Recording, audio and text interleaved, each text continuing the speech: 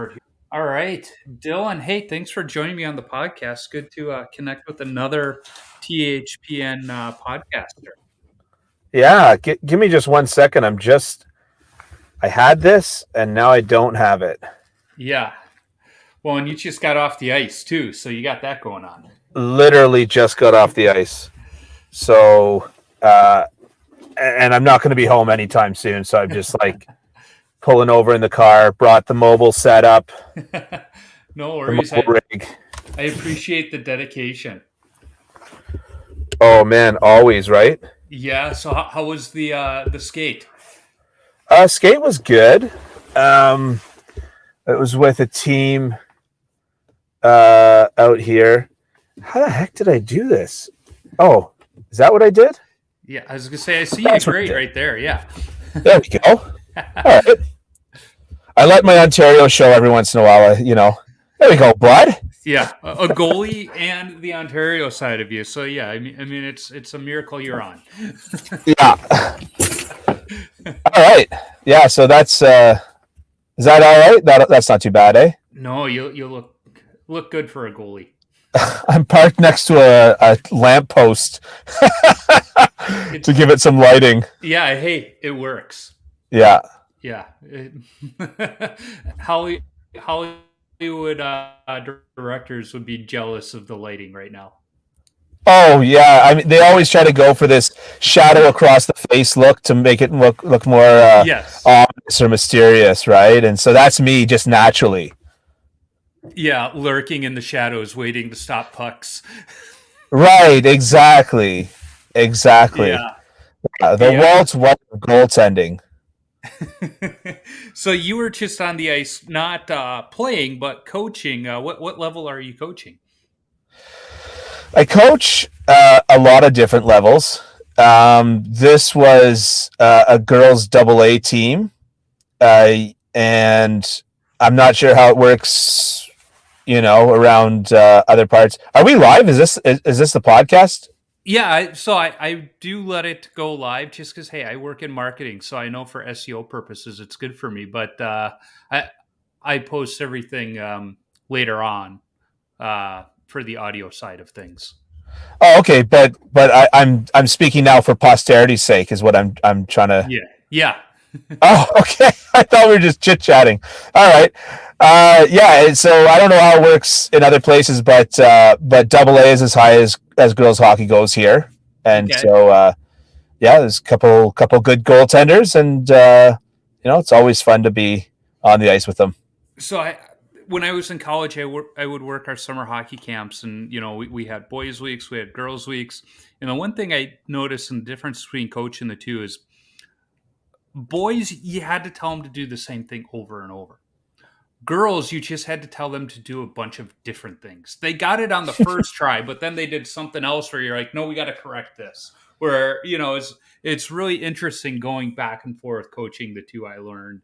Yeah. And I think it makes you a better coach of learning how to deal with the two different personality types of the goaltender. I think that the gender divide is lessening a lot in hockey, as because I remember listening to Brienne McLaughlin on in. Still there? Yeah, I'm still there. You're breaking up just a little bit, but not bad. Hey. Yeah, I'm here. Yeah, I remember listening to Brian McLaughlin on In Goal Magazine talking about the difference between coaching, because she coached in the men's national team and also the women's national team and played, of course, women's hockey. Yeah. And I remember her talking about the difference, and she was just like, how it was a lot more explanation went into coaching women's hockey, and it was, a little bit more nuanced, I guess would be the word. But I think that where we are right now is that when I coach the boys, they're no longer like how you would have come up and how I would have come up, where it's kind of like robot do. They're no longer that way, and the girls, in my opinion, are becoming more like that to one extent or another. But I think that the fundamentals of coaching, and it seems it's very, very similar right now. It doesn't have the same difference that I've heard other people talk about from what I've observed in the younger generation. It's very it's all the same stuff. Communicate well. Sometimes you've got to be hard on them. Sometimes you've got to go easy on them. Sometimes you've got to make fun of them. Sometimes you've got to get made fun of. Goalie coaching is so unique and wonderful, and I love it because you've got a real relationship with your students compared to You do. like a player coach has 20 people to yell at, right? And so they can't let this guy get away with garbage because then the next one wants to. Whereas for a goalie coach, I don't have to worry about the same respect boundaries, right? In the sense of I'm not worried. I'm not worried if a goalie gets frustrated and skates off and just like in a huff. I'm not so worried about that. I can have that conversation later with that goaltender, and the goalie partner is not going to be like, well, if they can do it, I can do it, kind of thing, right? Right. And you're so true because I coached high school hockey when I was playing college for a while, and I had the goalies where I had to put my arm around him and console him if he was having a rough day in practice, or if he was having a bad game. I really had to, go with the positive reinforcement, be very gentle with him. But then his goalie partner, I could look and be like, "Get your head out of your ass, you dumbass!" Yeah. And he's like, "Yeah, I know. I don't know what's wrong with me." It's like you said, when you're coaching the greater team, you have to treat everybody the same. But the goalies, for whatever reason, we know we're different, and as a goalie coach, it's almost we're better. Right. We're better than everyone else is the point that you're trying to get at. I think when you're a goalie coach, it's part coach, part therapist, where you have to get to know the goaltender and understand the person, the personality, what drives them. We talk about love languages. So you got to know what are the love language of your goalie. What are they going to respond to? And like you said, there was the one goalie I could just sometimes in the middle of a game when play was at the other end, give him a look like, really? And he's like, yeah, I know. But then there's the other ones. Like, don't look in their direction during a game. Don't talk to them between periods. It's, but you can't do that with the greater team. Yeah. Yeah, exactly. It's a totally different ball game coaching goaltenders. I like it a lot. Like I'm a people's person. I don't get angry too easily either. And so, and at the end of the day, I'm not in a situation where, I'm in a situation where I'm driving individual success. I'm not driving team success. Right. Right. The team success does come from that individual success. Like, don't get me wrong. I mean, like you can't, but at the end of the day, if you've got two goalies, if one of them doesn't want to listen, like you don't necessarily have to cram it down their throats. Right. Mm-hmm. Yep. And you just say, okay, you don't want to listen, better, then do what you like. And eventually they'll normally just kind of come back around to it as they see their goalie partner progressing or whatever the case is. And, the other side of that is I tell goalies because I want them asking questions, because you get sometimes goalies in practice, especially in Toronto, there's a lot of different schools, and you'll get parents that take their kids to every different goalie school. So then this person's telling them this thing and this person's telling them this thing. And so what I always say to goalies, like my catchphrase is, if you think I'm an idiot, call me an idiot. Yeah. Because they tune us out, especially if they go to a lot of different goalie coaches. They tune us out where they go, oh, gee, so-and-so said this, but so-and-so said that. And, all right, whatever, I'll do it the way you say this time, but I'm just going to do whatever I want next time. Mm-hmm. And I'd rather them say, hey, you know what? That was the stupidest thing I ever heard, and I hate your beard, and I hate your face, and I don't want to ever talk to you again, than just ignore me. I'd rather that, because at least that's a conversation, but right? Don't talk about my beard. Come on now. Well, it's glorious, obviously, but if that's what they want to say, I did have a kid make fun of my beard actually a lot, and I like getting chirped by my goalies. It's pretty funny, and like I said, I don't have to worry about it as long as when crunch time happens, they're willing to listen and they're willing to learn and they're willing to do the drills and do what's right. Yeah, I like that you bring up, you're in an area where there's a lot of goalie schools. And when I was coaching, I'm in the Twin Cities in Minnesota. One of my goalies was also doing sessions with Rob Stauber at the goal crease on the other side of town. Right. And we were in practice the one day, and he goes, "Well, that's not what they're teaching me at Stauber." And I go, "Okay, well, what are they teaching you?" So that I know what they're teaching them. And I said, "Okay, I get that." I said, "I want you to try this. And after you try it, tell me which one you like better." And it was interesting because he tried it. He did what I told him. And then after practice, we had like a 25, 30-minute discussion on the differences between the two and why one will work in certain situations and the other wouldn't. And, now the buzzword for goaltending is, what's in your toolbox. We weren't using that term back then, but he was starting to understand that just because I'm learning one thing here doesn't mean it's the only thing I can do. Yeah. And so it was, but he was one of those kids, he liked talking through it and understanding it and learning it. So it was kind of fun to have that realization with them. Like, okay, I hear what they're teaching you. I respect what they're teaching because what they're teaching you is technically right still. But there's more than one way to do it. The old term, there's more than one way to skin the cat. Yeah. I find that where Canada and to a lesser extent USA, but where North America is lagging behind and Russia is surging ahead right now. And it's so ironic because it was exactly the opposite in the 80s. Yeah. But they're not as dogmatic as us in terms Right. of how they teach their goaltenders, right?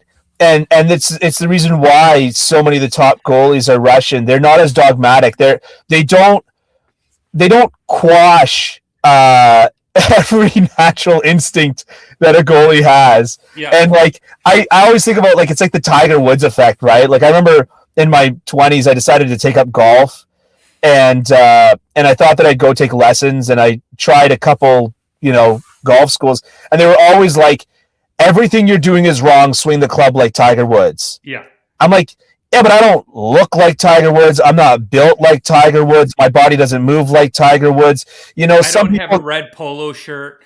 I have several red polo shirts because I am a champion, obviously.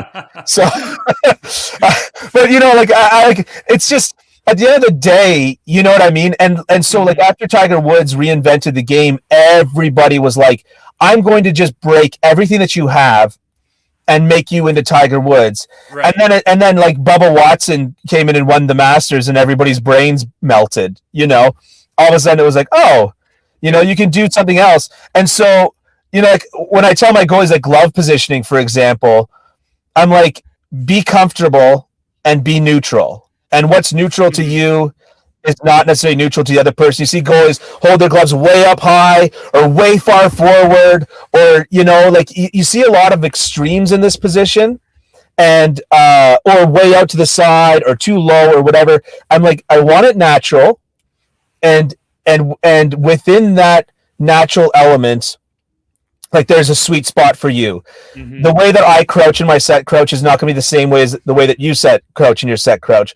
But the key elements, right, is being able to move that glove into a puck for a save as quickly and easily as possible. The Mhm. key elements to your set crouch is being able to be on your edges in a way that any shuffle, T push, or butterfly slide or power slide you have to do from that set crouch is as easy as possible and requires as few extenuous movements as possible. So you see a lot of kids, they do the wide set crouch, right? We never taught wide set crouch at the No. school that I work for, the goalie school. And and now all of a sudden people are going back to the narrow set crouch because but again, like it's not like there's one wide and one narrow. It's got to be right for you. But at the end of the day, your skate edges have to be planted in the ice in a certain way that they will glide if you Mhm. shuffle, and you don't have to completely change your skate angle in order to make that shuffle. Yeah. It's funny what you're saying is, there's just kind of like this is what's got to be now. This is what's got to be now. I grew up playing goalie in the 90s. You had Eddie Belfour, Curtis Joseph, Felix Potvin. You always could spot the Potvin fans because they had their glove turned the wrong way. Right. And And the they always, Cujo fans had their glove all the way out to the side. Yeah, and as Belfour fans had a 5-hole you could drive a bus through. But the Quebec style butterfly, Patrick Waugh style, was what goalie coaches were teaching at that point, Yeah, because it's like that's what Waugh's doing, and then you had this guy Hasek over here, like, don't follow what he's doing. He doesn't know what the hell he's doing. Well, it turns out he knew what he was doing. It was just he's the only guy that could play that way. But that whole Quebec style, and you started, like you said, it became dogmatic, especially for Canadian goalies. And if you spoke French, if you played any other way, then you were really an outsider. But it was like that was what was coming along. But I had this goalie coach, in Chicago, and he was like, "Look, don't imitate those guys you see on TV. They can do that because they're pros. You're not pros. We're going to teach you the fundamentals. You yeah. know, how you hold your stick. This is how you do it." I mean, I was almost in high school at that point, and we were still doing the bare minimum basics 90% of our goalie clinic every week.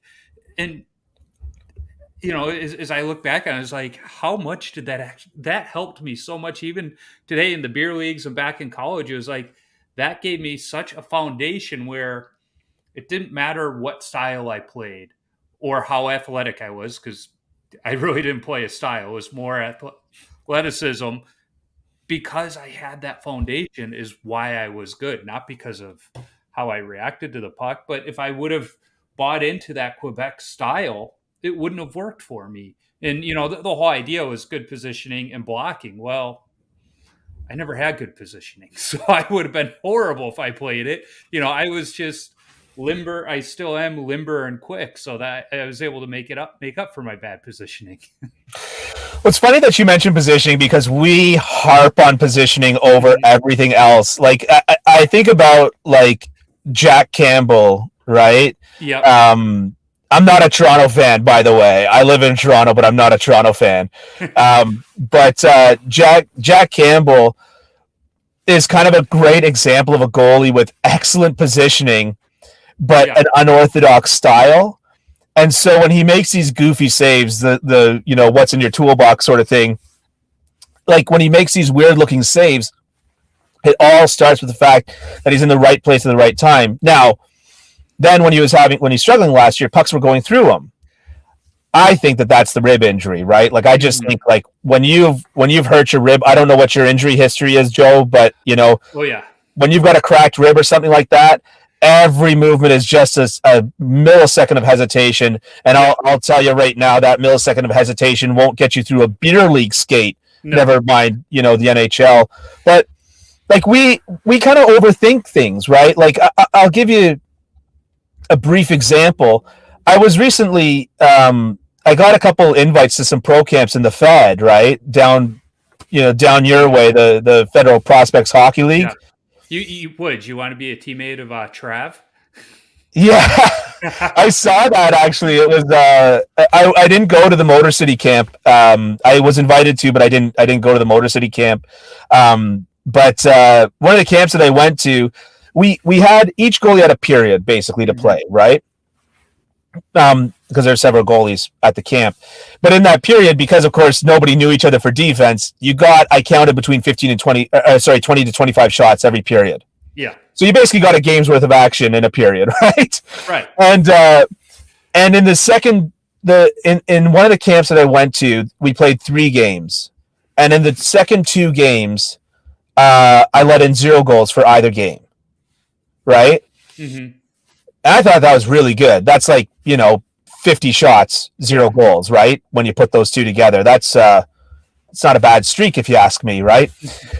And I went and afterwards, and I met with the whole coaching staff, and they were kind of like, dude, like you can't skate. And I was like, look, granted, I never took lessons growing up. I didn't play junior. I said, I'm never going to look like a kid that's been taking skating lessons since he was 6 years old. Right. But I'm always so far ahead of the play. I'm always reading the play, and that's what we're teaching, right? And that positioning and reading the play, that it's kind of like, okay, so your T-push was a little sloppy. Yeah. Your break was a little whatever, but, that positioning, like it covers just a multitude of sins as a goaltender, being, we're not talking within 2 inches. We're talking within a half an inch of where you've got to stand Yep. every single time and knowing your net. You know what I mean? That just, it's, Mike Richter's quote, right? Yeah. People Yep. go crazy about the big save. Half the time it was because the goalie made a Was out mistake of position. Yeah. right in the first place. And Mike Richter was pretty good, as I recall. Yeah. And he made a lot of those big saves too. So it's like, yeah, he knew what he was talking about because he was telling himself I was out of position for those. And that's exactly what my goalie coach in youth hockey told all of us. He's like, if you're making the big save, it's because you are out of position. I want to see the simple saves.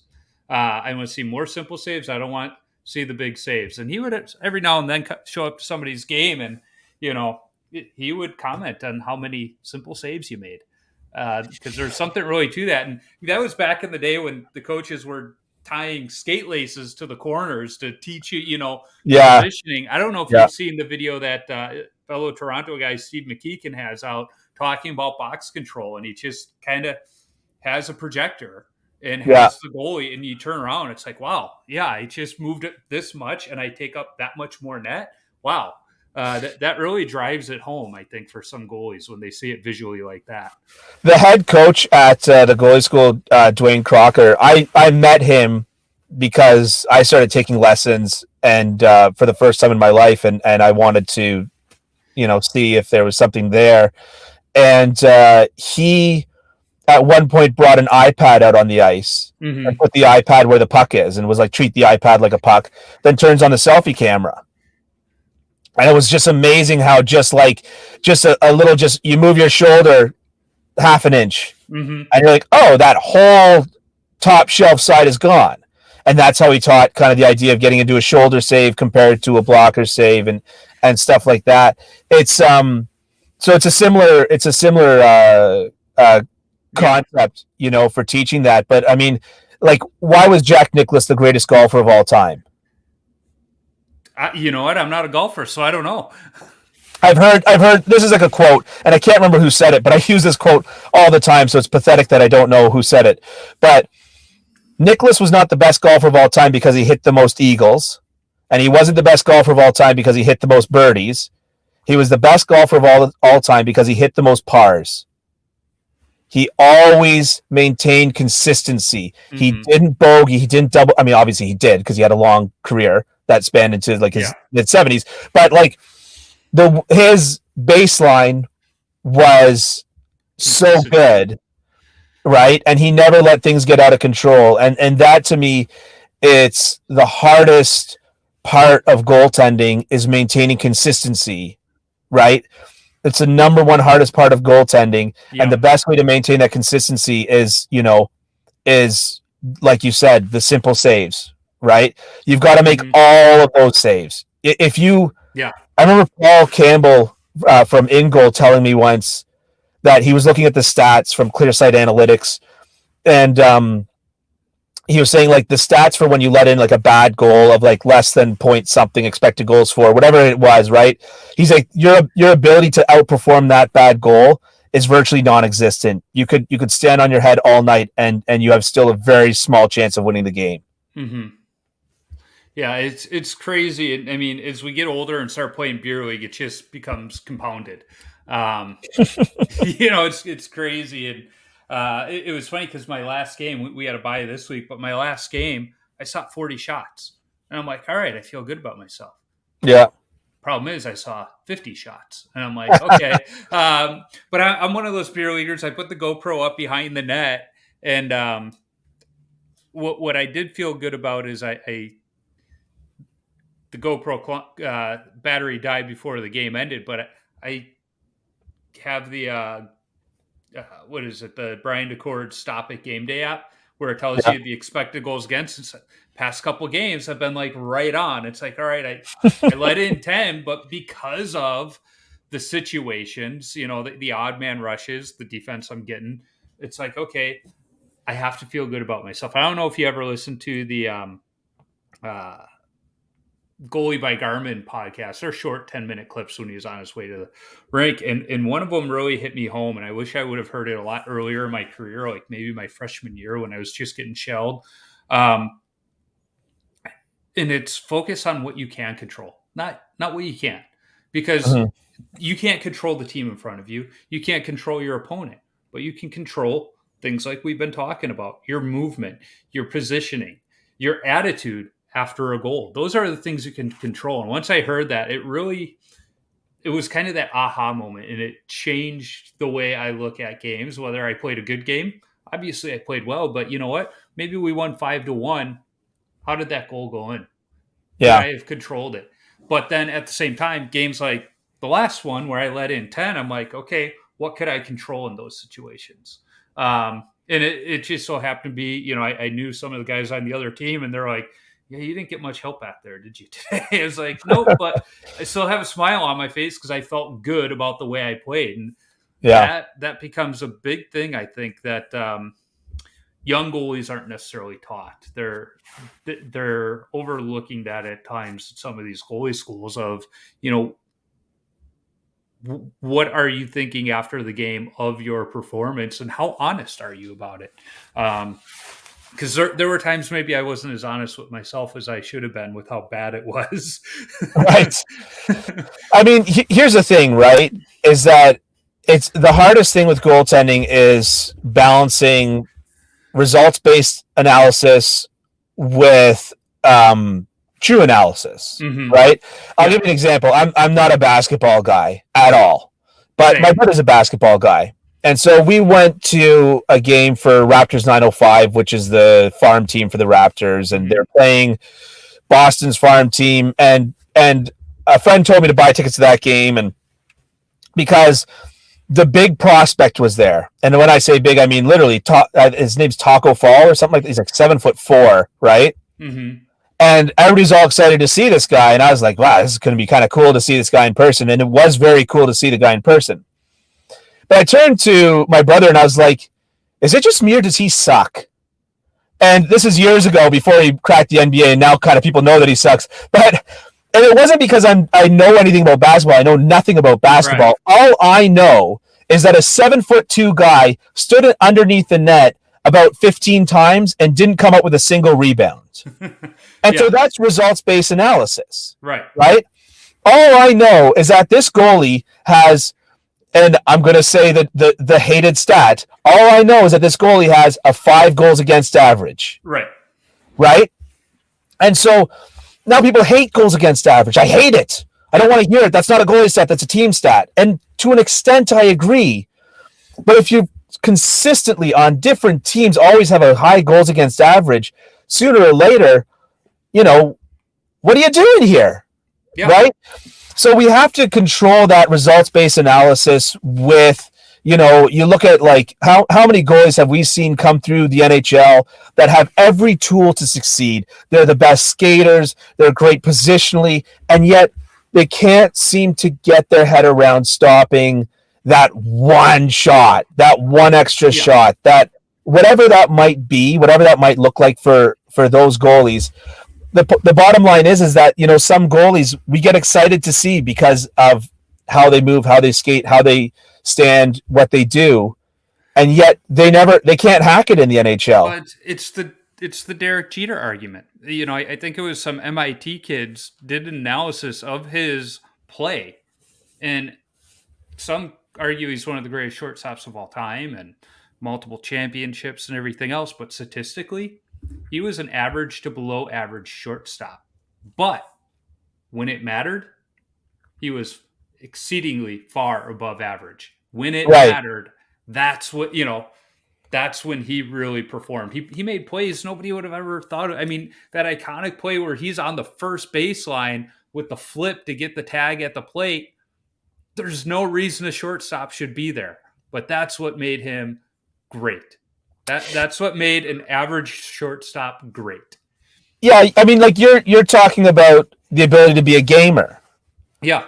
And in a sense, that's sort of what I'm talking about as well, right? Right? Like you're in Minnesota. You've got lots of great hockey around you. There are so many rinks in and around Toronto. I maybe have played at 100 different rinks, and yet this week alone, I went to 2 rinks that I've never been to before in my life. There are so many rinks in this city; it's outrageous. So, needless to say, there's a lot of hockey happening around here. And the reality is that any U15 or U16 single A team, the goalie looks like a great goalie. Right. He skates well. He moves well, or she skates well, or she moves well. Any rep level goalie looks good. And so, what separates, you know, a low rep level from a high rep level? And certainly, there's a certain amount of, really being, more on top of your positioning, more on top of these things. Leg recovery is a huge one, right? Tracking, rebound control behind the net, little things that, basically you will just never stop working on throughout your entire goaltending career, because there's simply no physical way to have mastered that. No. Certainly a lot of that is that, but there's also a lot of it where it's just like, where were you at the moment when the lights were the brightest, right? And so I agree with you that there is a certain gamer aspect to this position, because ultimately you might see one breakaway in 2 games, and if you let a really easy breakaway in and you look like a putz, then you've got 2 games of feeling that before you can face that one more time. Yeah. Right. It's funny. I credit my college coach to ending every practice with a shootout.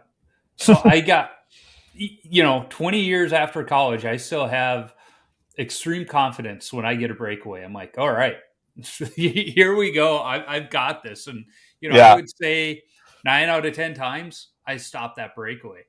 Yeah. And I'm ready for that shot if they're coming straight on. But if I know if in the beer leagues now, if they're coming from either corner, they're going to try and deke and slide across. And, so I've got the active stick when they're in close, but I still especially if they're coming from my glove side. There's 2 things that happen if they're coming from my glove side. If they're coming in real tight, I do this pad stack and then stick the paddle out. So they're either going to go tumbling over me, or I get the poke check and it's good. It doesn't go in the net. Or I do the split save. Thank God I can still do that. And it works every single time. It's crazy. And, we play the same teams year after year. They know my moves and they still fall for it. That's really funny. I've never been able to do a split save, but I did over the summer. I was going to a lot of different camps and things, friends of mine that are trainers that were training off-season pro kids and stuff like that. And I'd go and sit in the net just to feel the shots and, have some fun with it. But anyways, this kid from the USHL was coming down on a breakaway in one of the camps. And I don't know what went on in my brain. I just went for a big pad stack and saw that he was going high as I was stacking it. And like, this is like a pure pad stack. This isn't like a lateral movement. This is like I should butterfly here, but I'm going to stack him instead. Right. Yep. And so he shot high and I just nicked it with the top of my stick, nicks the stick, nicks the top of the crossbar and goes over, and his just jaw dropped. He's like 17 or 18 years old. Like, he hasn't seen this in ever. Yeah. Right. And I just was like, oh, I'm so glad I got that. And then it struck me as something, an idea struck me when I did that. And then the next day when I was coaching, I decided to coach pad stacks. And so the kids show up at the arena. They're both 16, great goalies. I love coaching these 2. They're so much fun. Totally different personalities. But they show up and I say, okay, we're working on pad stacks today. And one of the guys laughs. One of the guys just laughs in my face. He goes, yeah, okay, sure. I said, you think I'm joking? We're working on pad stacks today. And he's like, are you serious? And he's been with the school. He's been learning from the school longer than I've been working for this school. He's like, I'm calling Coach Dwayne. I'm going to see if this is real. I said, you can call Coach Dwayne if you like. I'm teaching you pad stacks today. Right? Oh, funny. And what occurred to me in it is that a pad stack breaks down reading a shot to its most simple forms. Is the shot going left or is the shot going right? Is the shot going high or is the shot going low? And it's as simple as that. Left, stack left, left high, stack left, lift the leg. Yep. And it got them because both of them were struggling with kind of being a little bit in their own head, a little bit hesitant with every move, a little bit, you know what I mean? And so that was the last practice for one of them before he was going to, I'm going to get this pronunciation. I think it's the Makovia Games, which is like a Jewish Olympics sort of thing that they had in San Diego. And his last practice before going to this in San Diego. And he was supposed to be going as the backup goalie. And he went in and he just stood on his head from the first practice and split starts with the goalie. They told him that he was only going to get 1 or 2 starts. He went in and split starts. And I think that part of it, obviously there's no substitution for the years of work that he's put in, but part of it is that he just walked in loose. Yeah. You know? Now, 2 things with the pad stack. I don't know if you follow Bonesy, the Nashville E-Bug, but we've kind of become friends, and he has an old 1970s setup that he brings out every so often just for filming and whatnot. And I told him, we got to get on the ice together, and I need to teach him proper 2-pad stack, but more importantly, the 2-pad stack recovery, because most goalies just roll on their belly, do the push-up. I'm old enough that when I went to goalie schools, we learned how to 2-pad stack as well as skate save, where you turned the whole skate over and exposed the whole backside of your leg. Yeah. Like, Bonesy, we need to get on the ice, and I need to give you a proper 80s style goalie clinic. And he's like, I love it. But yeah. You talk stacking the pads and younger kids. I showed up to a summer league game. It's probably about 3 years now. I still to this day get to the rink an hour before my games. Yeah, me too. It's just, and so I get there, summer practice for a high school team, and only one of their goalies showed up. And the coach is walking out. He sees my bag. He's like, hey, if you want some extra shots, we could use you. It's like, all right. I said, sure, but I'm not doing any skating. And he's like, I wouldn't expect you to. So it was. One thing I miss from like competitive hockey is actually practice. So it actually kind of good and to work on some stuff. Well, they're scrimmaging at the end, and I just see it coming down. It's 2-on-1. They're coming from puck carriers on my glove side, and I can see the kid over here on my peripheral, and he passes it across, and I stack the pads. Puck hits me, and the pad stops right there. And if the kid would have just kept going, he could have put it up and over me. But he just stops and puts his arms up and looks at the coach. He's like, what is that? I've never seen that before. Yeah. It was like, because they don't teach that anymore. Kids don't do it. And I understand why. But to your point, like, have fun, teach it. And then it's to what we said before. It's just another tool in the toolbox. I have no expectation of them. I have no expectation of them doing it. And as a matter of fact, like in a desperation situation, you just do whatever you can. Mm-hmm. In a desperation situation, maybe your momentum's going the wrong way, and the defender tried to clear the puck. So let's say your upper body momentum's going to your right. Defender tried to clear the puck, but it hit a skate. Now the puck's going to your left, and your upper body's going to your right. Maybe you just think, well, then I throw my legs left and see what happens, because I can't catch my upper body momentum. Like there's a situation that's unique enough that you might use it. That situation might arise once every 2 years. Yeah. Well, so, I pull this pad sack out 4 or 5 times a season. That might be a bit much. But my age, it works. Right. It fits with. But for somebody who was brought up learning it, and that's as much as I use it, you're right. It's know how to do it, and then you're good. So I see we've been talking for almost 40 minutes here, and I haven't even gotten to my questions. So the first one is, you're in Toronto, but how did you get started in the game of hockey? Well, it starts from living in Toronto. Yeah.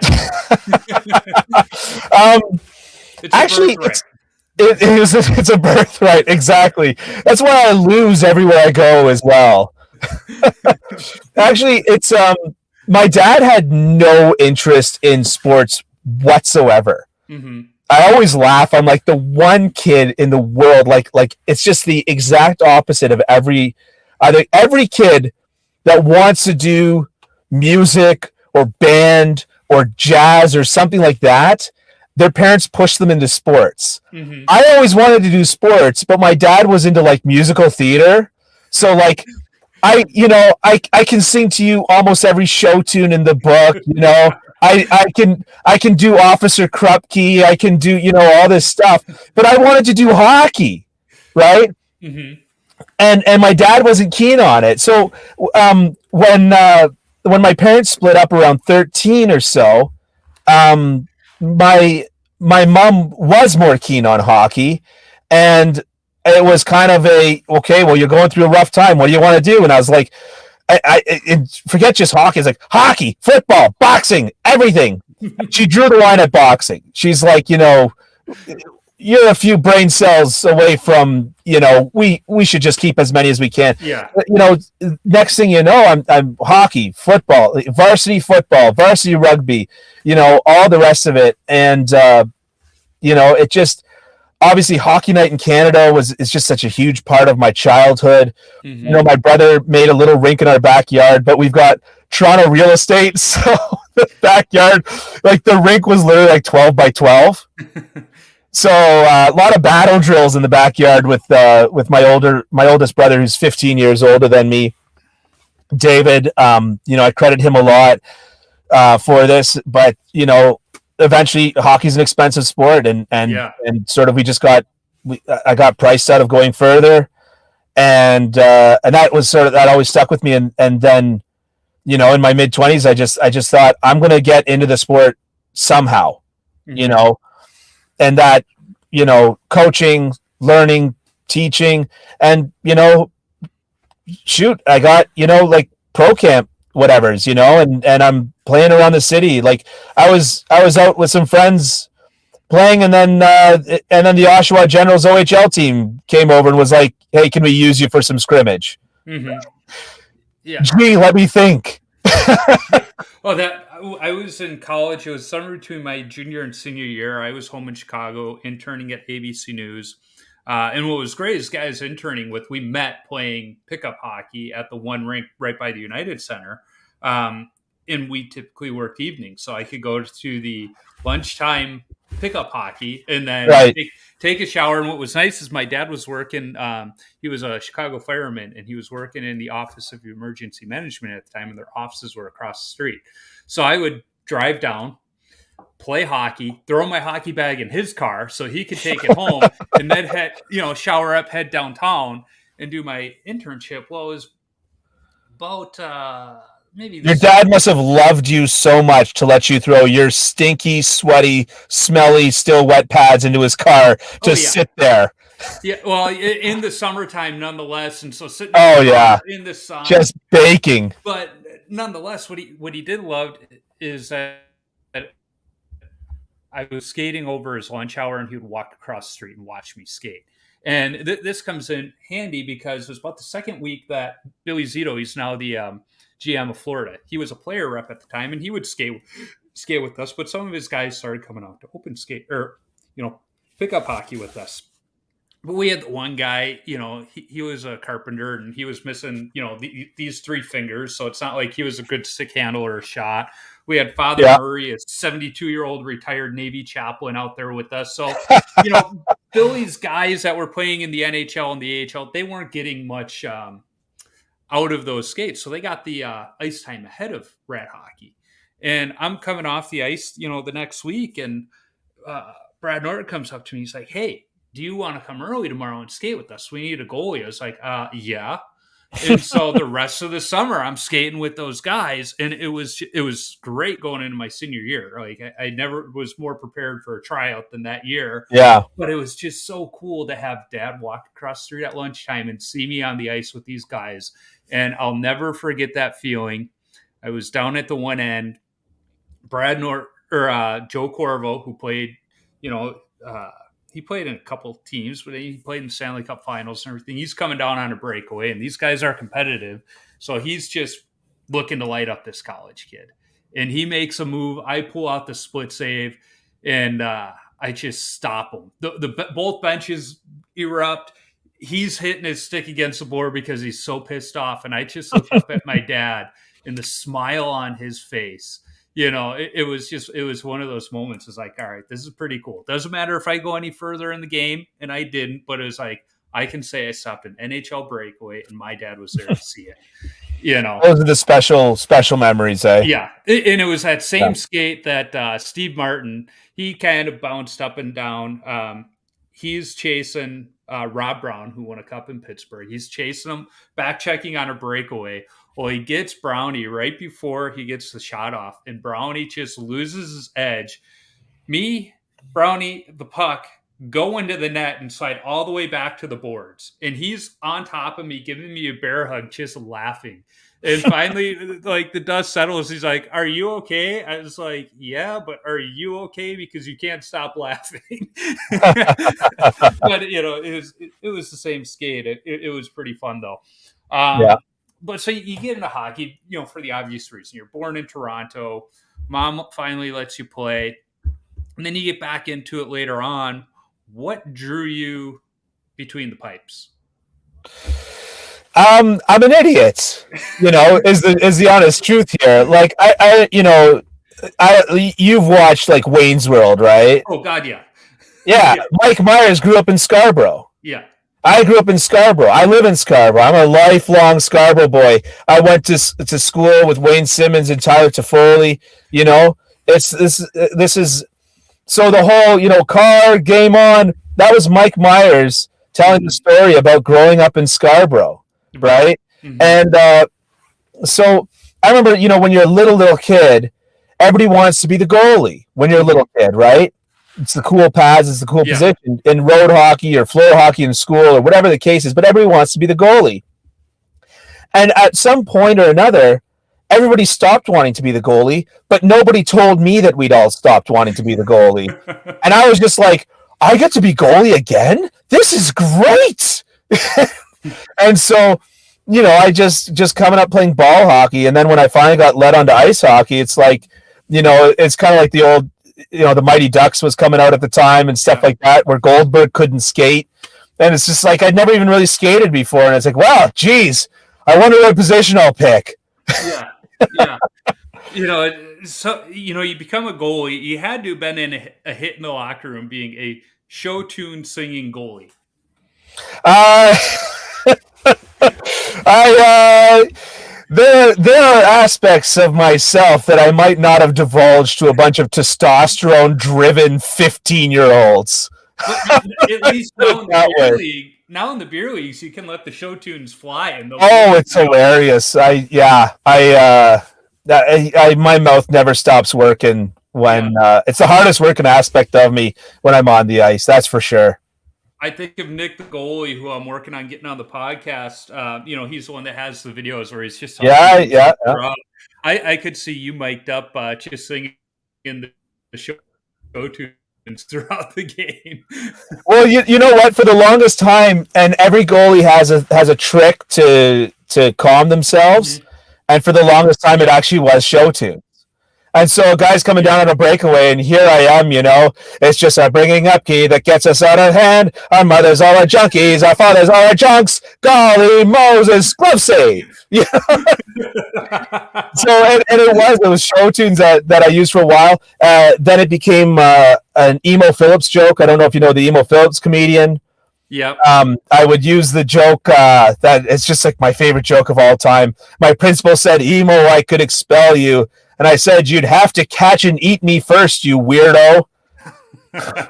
And so that was like my reset. If I let in a goal, I'd kind of, like almost like Rain Man repeating who's on first. Like I'd kind of repeat that to myself, and it would kind of calm me. So no, and a friend of mine actually, funny enough, sent me a video of Nick the goalie and said, "This is how I picture you being." And I was like, yeah, I've not interacted with Nick at all, but I feel it.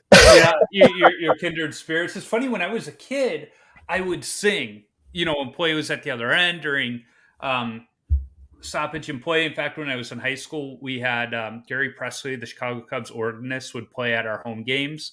So, between periods, I'd just kind of be sitting there bouncing to the organ music. But as I got older, that kind of left me, and I don't know why. Because you're not allowed to have personality in hockey. Don't have a personality. Oh no, I've always had it. In fact, my my freshman and sophomore year of high school, he's now a therapist, doctor in psychology, so he nurtured that personality in me by no means. That's good. But I guess in college I didn't play that much, so it was more just focusing on opening and closing the door, so I don't have to worry about staying calm during games. In fact, I usually had extra sandwiches in my hockey pants that I could sneak and eat during the games. But as I got into the beer leagues, I started counting shots Yeah. because that calmed my mind. I wasn't focusing on what could go wrong. It was just like, okay, there's one shot, there's two shots, there's three shots. Part of me wishes it would go back to the music or something else, but I think part of it is I just don't know full songs anymore. There's who needs to know a full song? Like nobody's Yeah, listening to you sing. Like I I had a joke once with my wife. We were on a motorcycle trip and we had the little intercom yeah, systems. And I forget what song it was, but I told her that I knew every word to some song. And we've been on the bike for hours, right? And she's like, "Okay, sing it." Right? We're talking through the intercom, yeah. and I didn't know a single word to the song, but I just made sure that there's enough wind blowing into the intercom that it just sort of sounded like I did. Yeah. It was like, and at the end of it, she goes, "Wow, I'm impressed. You did know every word." And I said, "I didn't say a single word in the English language at all time." So my point is, nobody's listening to you. It doesn't matter, you know. Right. I only know the first verse of Chattanooga Choo Choo, but I'll sing that all the time on the ice. You know, hey there, boy, right? Yeah. It's you know, you really do. It's a game for crying out loud, Yeah. you know. And you know, I've talked to hockey mindset people, and Pete Fry's a fantastic dude Yep. who I talk to. But what I kind of always come back to is just find your neutral. What's your neutral? What's your default setting, Yep. right? And this is like what you see now is sort of my default setting. And so if I go to a rink and I try to be too serious or I try to be whatever, I don't play well. I got to go to a rink and be a little cocky, even if I don't feel it. And I never do. By the way, that's my secret. Yeah. Right? I never have once stepped on the ice feeling confident about No, myself. but you have to outwardly show that, Of and course, yeah. yeah, it's funny because if I were to sing, it would be like that scene from Canadian Bacon where they're trying to sing "Born in the Born USA." in the Yeah, USA. Yeah. that is totally me. But this summer, my nieces were in town, and we were going up to the cabin with them and my kids. And it was almost carpool karaoke, where we had the GoPro on the front dash, so you could see the whole car. And my Yeah. wife was singing along the songs. The kids were in the back, and then I was like, "We need to play Bohemian Rhapsody because of Wayne's World." Um, and like, That's an ambitious one. I yeah, would not try it. well, if the song's playing, I can sing along to the whole song. But off Yeah. the top of my head, not a chance. But it was funny because like I just start going, and my wife's like, "I can see why you picked this song," but I was really disappointed in all the kids when none of them started headbanging at the appropriate time. It's like, come on, Yeah. the nieces are from Chicago. Yeah, Yeah. the nieces are from Chicago. They should know. My kids have watched Wayne's World with me. I do that all the time whenever it's on. It's like none of you, not one of you, could have helped me out here. But it was funny that was the one song they're all like, huh. The one song I do know all the words to though is "Take Me Out to the Ball Game." So when my kids were little and I'd be rocking them to sleep and everything, that was the lullaby that I knew for them was "Take Me Out to the Ball Game." And it was funny because my daughter just told me this story. It was like second or third grade. They're in music class and they're learning to sing "Take Me Out to the Ball Game." Well, she knew it, and it comes to the part root root. Well, I'm a diehard Cubs fan for my youth, and always sang it root root for the Cubs. And her teacher tried teaching her it's root root for the home team, and she's like, "That's not how it goes. It's root root for the Cubbies." And like she had this little, as a second grader, had this argument with the teacher of what the actual words were. She's like, "No, that's how my dad sang it. That's how the song goes." And Don't her you teacher, understand that my dad is the arbiter of all that is good and right in the world? Have you not yeah. gotten that memo? But I said, if one thing you made that teacher's day with that argument of like, Oh no, yeah. that's it's like, and she just told me this like 4 or 5 weeks ago. It's like you're 15 now, and you're telling me this story from your second grade. Like, why did I not know this sooner? But it was just so funny. Yeah, she's like, I had like a 10-minute argument with my teacher. Like, no, you're wrong. Those are not the words. This is how my dad sings it Yeah. too.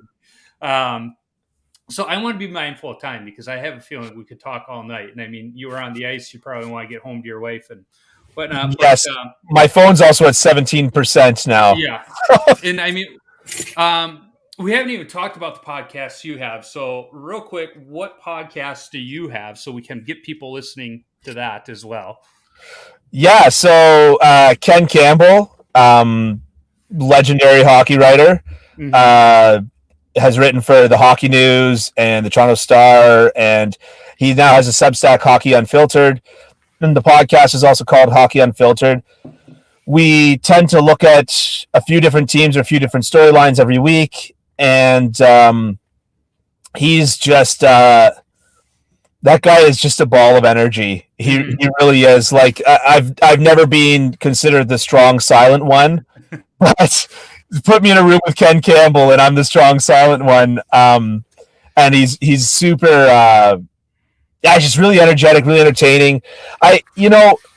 He's one of the few people that I know within the mainstream media sphere that's really, really unafraid to just sort of say it like it is. We've had awesome guests on. We've had Elliot Friedman. We've had Jeff Merrick. We've had Bob McKenzie. We've had who else have we had? Oh, we had Don Waddell on, right? The GM for and we had Bill Armstrong was on. Oh, Bill Armstrong was hilarious. First thing Ken says to Bill Armstrong. Oh, I'm sorry. That was weird. First thing, I'm in my car and I guess the radio just turned on. First thing Ken says to Bill Armstrong is, Bill, you look great. You look like you still can't play hockey. Yeah, okay, great. And that was on not draft. That was on free agent day or draft day. No, that was draft day. We had Bill Armstrong at the end of draft day come onto the podcast and immediately gets made fun of by Ken. That's awesome. So we got the plug for the podcast in, and I apologize. We should have talked more about that, but this is what happens when goalies talk. We get sidetracked. Oh yeah. But I don't know if you've listened to any or many of the podcast episodes of Tendy Talk, but I close out every episode with the same 10 questions for every goalie. So I've had bantam goalies on, I've had women's Olympic gold medalists on, and I've had NHL goalies on that are in the Hall of Fame. They've all answered the same questions. And the first one is, what's the craziest coaching moment from your days in the game where a coach just lost it? Oh, boy. My craziest coaching moment where a coach just lost it. I don't really have many, if truth be told, at least not from hockey. But Toronto, I'd say actually there's got to be a few. I've heard about those Toronto coaches. They can get pretty intense. Actually, I've seen a couple from coaching alongside other coaches, but I'll tell you the craziest one was when I was trying out for the Fed a few months ago, I should say. The first skate, it was just some drills. Like everybody misunderstood the drill. And the coach, who was actually a pretty nice guy, I liked him a lot, was basically like gathered everybody around and is like, if you're not going to listen to what the drill is, then professional hockey's not for you. And if you do it wrong again, I'm sending you home right now. and at another skate, the goalie coach, it was a similar thing where, when goalies, that terrible habit that a lot of goalies have where they do that double C cut out to the top of their crease. Yep. The goalie coach, before running the goalie session, said, first time that I see anybody move out to the top of their crease like this, they're out of here. They're done. They're not coming back. And fortunately, because I coach, I spent a lot of time getting that habit out of my game because I'm always getting that habit out of other people's games. But it's not crazy like in the sense of a coach reaming somebody out. It was more crazy in the sense of just like, whoa, this guy's like not playing around. I guess my craziest coaching situation was I got reamed out for breaking my hand in football when I was playing varsity football. I tried to do a cut block, and it was a freak accident. One of the tackles jumped up we were trying to get a field goal, and he landed. He was wearing rugby cleats. Lands on my hand. My hand balloons up. Coach says, and I walk out off the field. My hand's like the size of, it's double the size. And the coach is like, get back out there. I got back out there because, football, right? Mm-hmm. And immediately, while making a tackle, took a helmet to that same hand, vomited on the field in so much pain, and then got off the field. Next day, I missed practice going to the doctors. And then the day after that, the coach is like, you're off the team for missing practice. And I was like, I went to the doctors for a broken hand. Like, what? Yeah. What? And he's like, you should have been there to at least learn the drills and learn the plays. And I was like, I went to the doctors for a broken hand. So the team that won the city championship the year before, he did that to me, and he did that to like two other guys. And basically the whole backfield, because I was fullback, the running back, he did that too, and the other fullback, he did that too as well, the second string fullback. But we often played in wishbone formation. The whole backfield was gone, and they got eliminated in the first round of the playoffs that year. Well, he took a championship team and ruined it. If I'm the coach, I'm just going to tell you should have drank more milk. It was your fault to begin with. It was my fault to begin with, obviously. Yeah, of course. So the next question, what's your favorite all-time goalie mask? Oh, I do have a favorite all-time goalie mask, and it's not even close, but I'm a Montreal fan. Die-hard Montreal fan. Mom and dad from Montreal. I always joke when people in Toronto are like, why aren't you a Leafs fan? I'm like, what goalies do I have to watch in my lifetime that are Leafs? Anyways, so it kills me to say this one, but it is Jerry Cheevers. It's a good one. And if I took the time it's to go... the story. Yeah, if I went back and ranked, what everybody has said, his is top of the list of what all the goalies have talked about. Why is there an argument? That should be the answer for every single person. And it's the story. Right. It's the story. The fact that he said, I'm going to wear a mask. And when the puck hit him in the face a second time that game, the trainer drew a scar on it. Yeah. And then the next shot to the face, the trainer drew a scar on it. It's the story. And so Jacques Plante is the reason it was the first goalie, as we know, to wear a mask in a game, right? Mm-hmm. But Jerry Cheevers is the guy that normalized it in my mind, right? And left a very physical testimony to the importance of the mask in the game. Yeah, I mean, it drove home the point of why they were putting the mask on. Well, I've told the story before. I've had teammates ask me, well, what would you have done if you played in the era when goalies didn't wear masks? And I just looked at him and was like, I would have been a forward. Like, I may be a goalie, but I'm not dumb. Yeah, I would have still been a goalie. So the next question is, what's your favorite rink that you've played at? You know what it is? It's a tie. It's Ted Reeves is sort of one of my local rinks, and they shot a lot of movies there. It's actually getting torn down soon and built into a larger arena complex. But Ted Reeves, I think that they shot Face Off there, and they've shot a lot of hockey movies at that arena. Got a lot of character. As soon as I walk in, like, I could be blindfolded. You could walk me into that arena. I know the smell. Yep. But a great barn to play in was Ricoh Coliseum. That play, and I think it's Coca-Cola Center. It's where the Marlies used to play, or the Marlies do play, I should say. The ice is impeccable. The ice is better than the Leafs practice facility, which I go to often.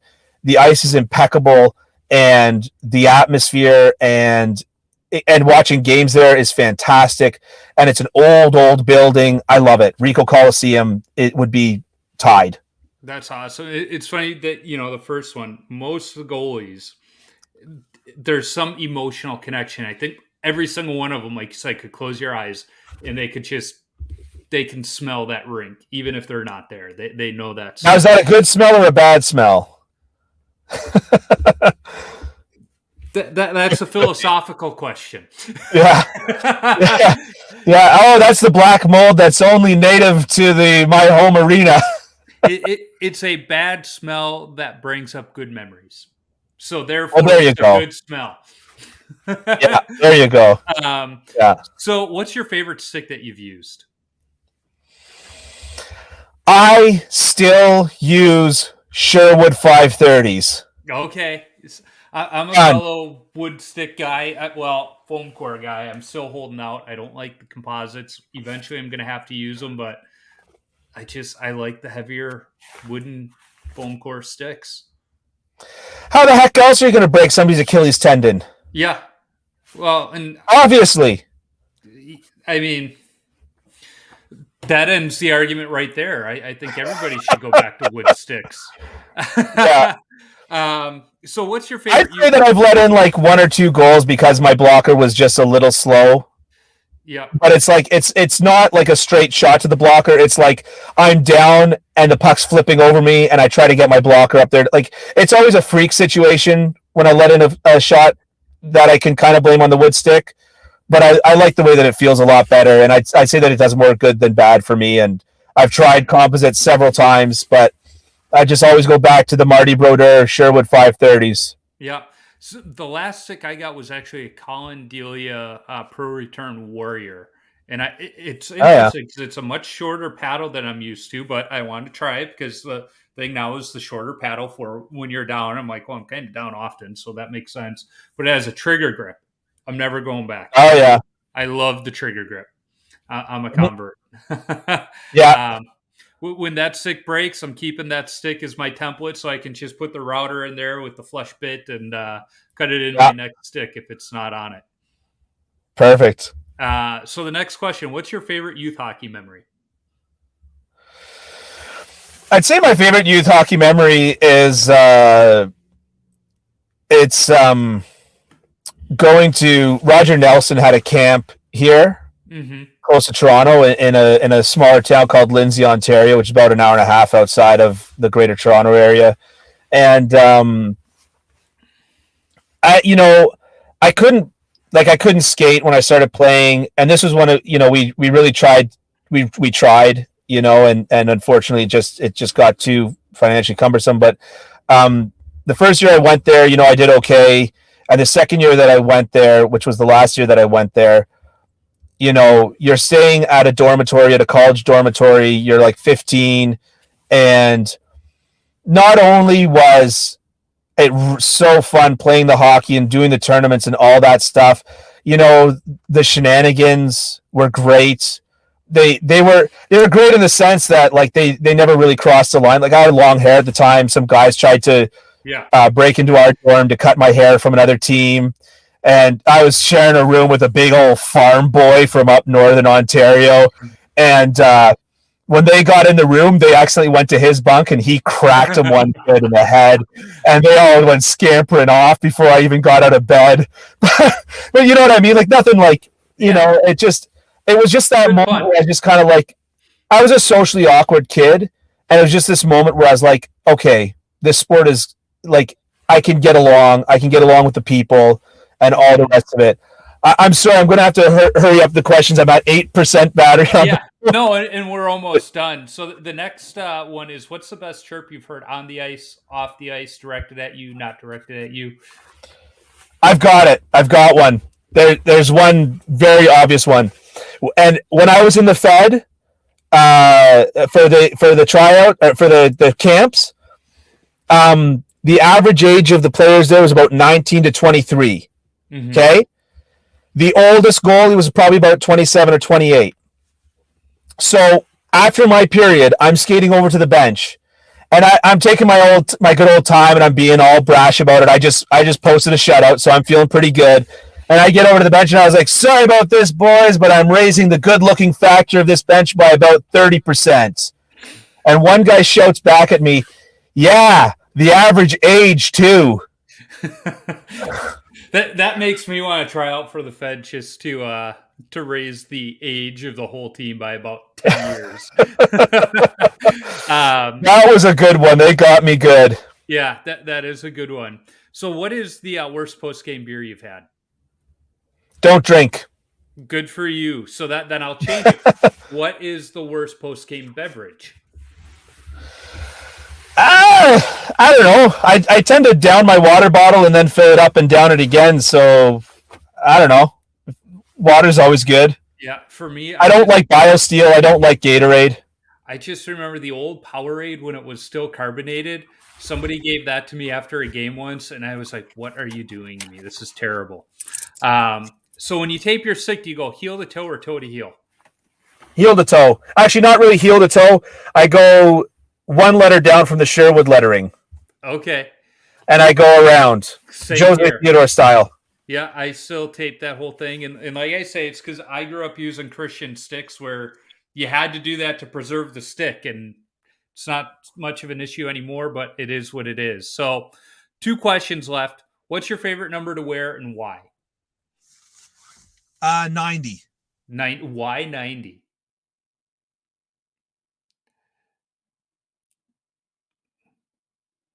Why do you like to wear number 90, Dylan?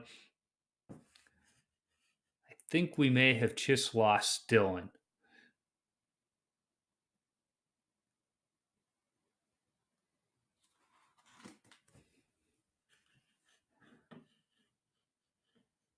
All right, I think we did. All right, we'll call that an episode. That was pretty good. We only missed one question from him. So hey, thanks, Dylan.